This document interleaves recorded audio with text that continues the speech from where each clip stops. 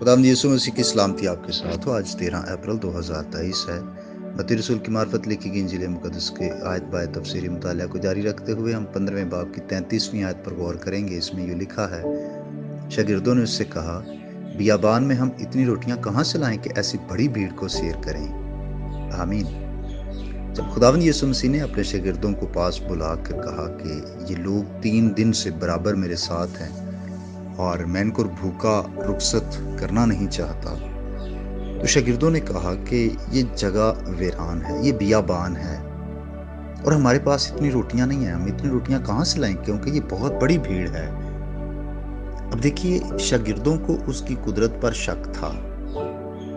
इससे पहले खुदावंद यीशु मसीह ने एक मौजज़ा किया और शागिर्द रसूल उस मौजज़े के ना सिर्फ गवाह थे बल्कि खिदमत गुजार भी थे। इनके हाथों से ही बढ़ती हुई रोटी तकसीम हुई थी। उन्होंने खुद अपने हाथों से लोगों को सर्व किया था। 5 रोटियों और 2 मछलियों के साथ खुदावंद यीशु मसीह ने एक बड़ी भीड़ को खाना खिलाया, जिसमें सिर्फ 5000 मर्द थे, औरतें और बच्चे वो इसके अलावा थे। और शागिर्दों ने अपने हाथों से ये रोटियां तकसीम की थी, अपनी आंखों से ये मौजज़ा देखा था। और ना सिर्फ तकसीम की थी बल्कि रोटी बच भी गई। वो जो आगाज में कह रहे थे हमारे पास कुछ भी नहीं है, आखिर में हर एक के पास एक टोकरा था। सो खुदावंद यीशु मसीह में ये कुदरत है कि जब वो बरकत देता है तो रिज़्क बढ़ जाता है, रोटी बढ़ जाती है। और उनका ये पूछना बड़ी कमजोरी की अलामत थी कि हम इतनी रोटियां कहां से लाएं। जब तक उनका मालिक उनके साथ है, क्या उनको कोई कमी हो सकती है? जो गुज़श्ता तजर्बा था, चाहिए था कि शागिर्द उसको याद रखते कि हमारे खुदावंद में ये कुदरत है और उसने पहले भी ऐसे किया है। याद रखिए, गुज़श्ता तजर्बात को भूल जाने से हम शक के बोझ तले दब जाते हैं। और फिर दूसरी बात कि अभी भी वो अपनी ही ताकत पर भरोसा कर रहे थे।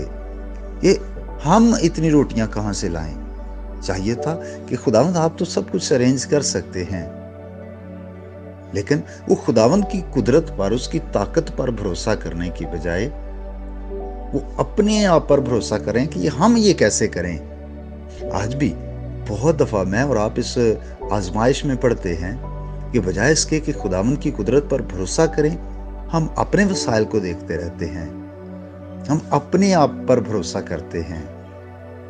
चाहिए कि हम अपने आप को खुदा के हुज़ूर सरेंडर करें, खाली करें अपने आप को और खुदावंद की कुदरत और ताकत पर भरोसा रखें। और वही हमारे लिए सब कुछ करता है। खुदावंद आपके साथ हो। आइए हम दुआ करें। ऐ कुदूस खुदा, तू जो तमाम जहान का राज़िक है, तू जो सब कुछ मुहैया करने वाला है, मेरी दुआ है कि आज जितने ज़रूरतमंद भाई और बहनें इस पैगाम को सुन रहे हैं, खुदा तो इन सब को भी मुहैया कर। आसमान जो अच्छा खजाना है वो तेरे लोगों के लिए खुला रहे। बिलखसूस जो बेरोज़गार हैं, आज सु मेरी उनके लिए दुआ है, खुदा तो उनको अच्छा रोज़गार मुहैया कर। जिनके पास वसाइल की कमी है, खुदावंद उनके वसाइल को बढ़ा और तेरा आसमान हर एक के लिए खुला रहे। बीमारों को खुदावंद तंदुरुस्ती और सेहत अता करना।